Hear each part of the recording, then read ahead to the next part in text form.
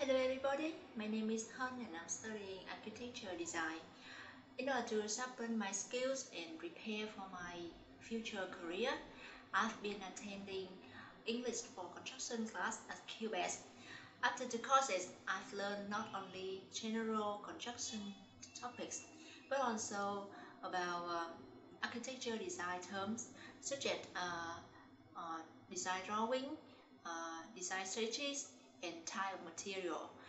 I also learned about how to write a CV in English that can impress employer.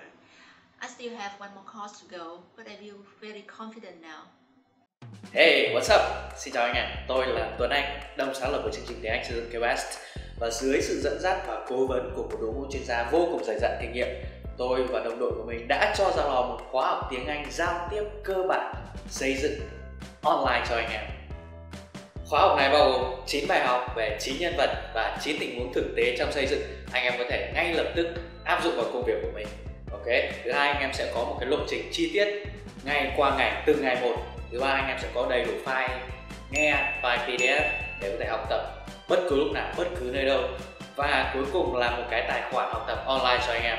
Chưa hết, tôi và đội ngũ giảng viên của Qbest sẽ hỗ trợ đồng hành cùng anh em trong suốt quá trình học tập.